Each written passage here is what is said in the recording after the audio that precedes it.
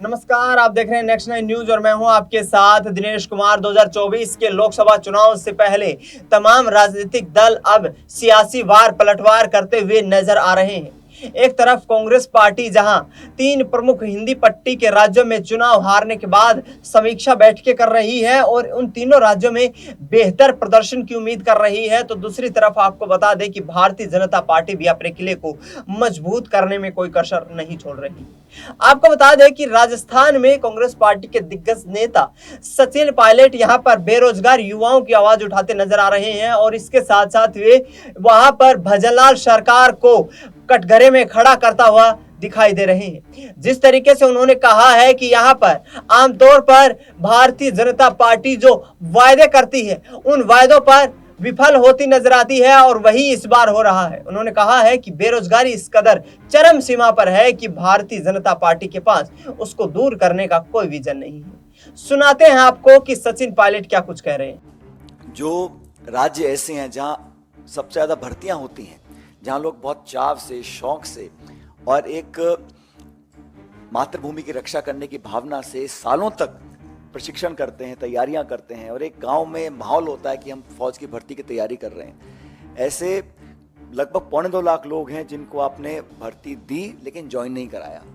उन्होंने बहुत लंबे समय से वो धरना देने अपनी मांग को रख रहे हैं। हम लोग कहना चाहते हैं कि अगर ये भारत सरकार G20 पे 4,100 करोड़ रुपए खर्च कर सकती है, प्रधानमंत्री के हवाई जहाज के लिए 8,400 करोड़ खर्च कर सकती है, सेंट्रल विस्तार प्रोजेक्ट के लिए 20,000 करोड़ खर्च कर सकती है और इस वर्ष सरकारी इश्तिहारों के लिए 6,500 करोड़ खर्च कर सकते हैं, तो मैं मानता हूं कि हम लोग सिर्फ पैसा बचाने के लिए अपनी भर्ती की पूरी प्रक्रिया से खिलवाड़ करें।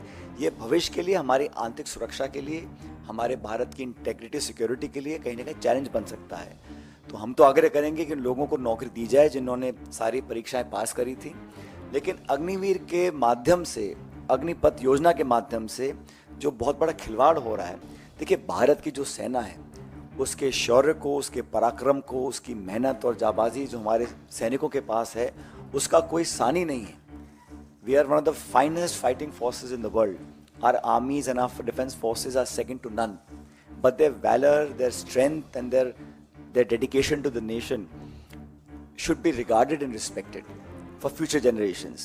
And we all feel that by compromising on the process of recruitment of the armed forces, it may not argue well for our future and for the families of those people who have willingly dedicated their lives to the service of the nation. तो मुझे लगता है कि ये सरकार ने बहुत जल्दबाजी में किया है। हम लोग इसका विरोध करते हैं और अभी जो राष्ट्रीय अध्यक्ष खड़गे जी हैं, मल्लिकार्जुन खड़गे साहब, उन्होंने राष्ट्रपति जी को चिट्ठी लिखी है जिसके बारे में आपको अभी बताया जाएगा। लेकिन हमें मानते हैं कि जो भर्ती की प्रक्रिया है उसको बहुत गैर जिम्मेदाराना तरीके से इस सरकार ने डील किया है और खुद जो सेना के अध्यक्ष रह चुके हैं, बड़े बड़े पदों पर रह चुके हैं, उन कई लोगों ने इस पर अपनी आपत्ति जाहिर करी है। तो कांग्रेस पार्टी उन नौजवानों के साथ है जो भविष्य में सेना के अंदर अपना भविष्य देखते हैं, उन सब लोगों के साथ हैं जो हमारे वर्दी पहनकर सरहदों पर खड़े होकर देश की रक्षा करते हैं। लेकिन भारत सरकार को इस प्रकार की स्कीम नहीं लानी चाहिए थी। हम इसके विरोध में हैं और सबसे पहले हमारी मांग ये रहेगी कि जिन लगभग 2.25 लाख लोग ऐसे हैं जिन्होंने सारी परीक्षाएं पास करी थी, उनको सरकार ने अभी तक ज्वाइन नहीं कराया है। तो यहाँ पर सुना आपने, सचिन पायलट लगातार ये कहते नजर आ रहे हैं कि मुद्दों की राजनीति करनी चाहिए, युवाओं को रोजगार देना चाहिए, महंगाई पर बात होनी चाहिए, किसानों को सही फसल के दाम मिलने चाहिए और इसके साथ साथ विकास की बात करनी चाहिए। लेकिन भारतीय जनता पार्टी के मैनिफेस्टो में वो चीजें हैं ही नहीं और ऐसे में विफल सरकार राजस्थान में इस वक्त चल रही है।